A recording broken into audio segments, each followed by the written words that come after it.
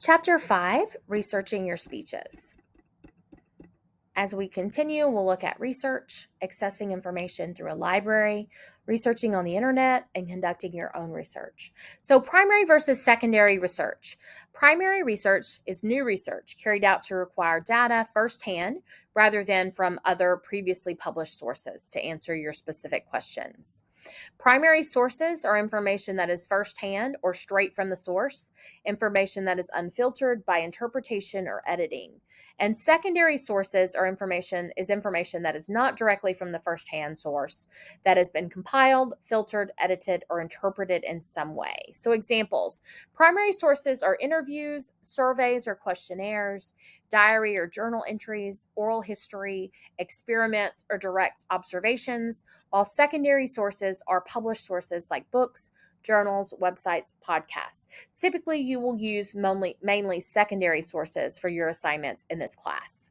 So if you conducted the scientific study, it would be considered primary research.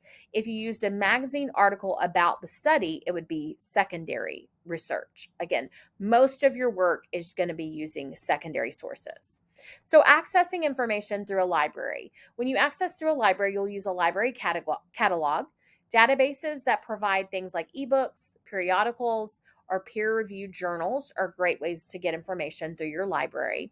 Remember that many of your libraries offer resource sharing services, which means that you're allowed to borrow items your library does not have. So if there's something that you're needing, it's important to talk to your library and see if it's something that they could possibly get for you from another library on loan. Tips for database searching. Filter your results, put search phrases in quotation marks. For example, if you're searching ADHD, you might put in quotes, attention deficit disorder. Combine search terms, use and, or not. To find similar words with the same root, use typing medica will get you medical, medication, medically. Know what you are looking at and for on the internet. Is the information current and relative to your needs? Does it address your topic? What is the source of the information? Is it a valid source that it's coming from? And why was the information created? So when you're looking on the internet, it's very important that you know what kind of source you're looking at. What was the purpose of the source? Why was it created? Is it a valid source? Is it a reputable source? Is it connected to an educational institution or a major publication? Or is it something that you really can't trace where it came from? It's always important to know where your information is coming from. In searching on the internet, check to see if it's been fact checked.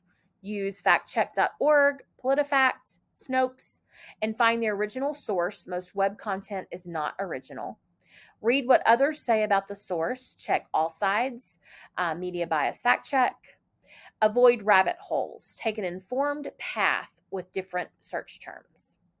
And Wikipedia. Follow your instructor's directions on using wiki sites. So I would say don't use it. Wikipedia is a place that you can get basic information, and it's also good to use their references page. But we do know that Wikipedia is something that people can edit at any time. But there are cited sources on the citations at the bottom.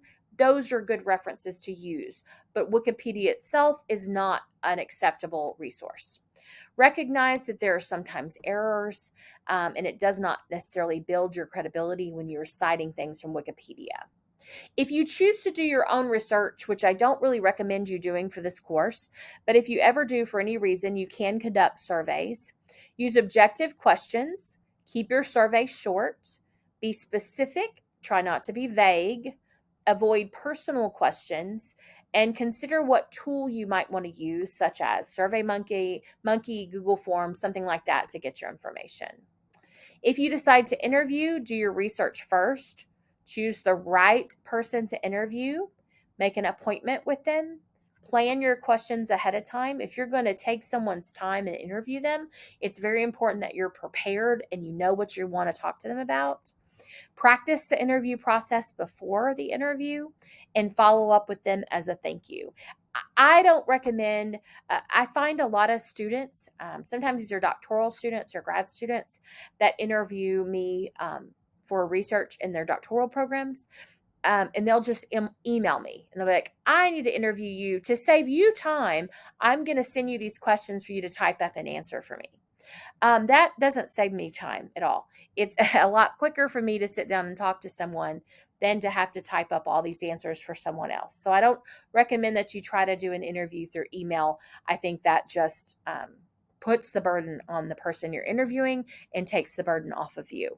But an interview is a great way to get some good information. So, what to do with all your sources?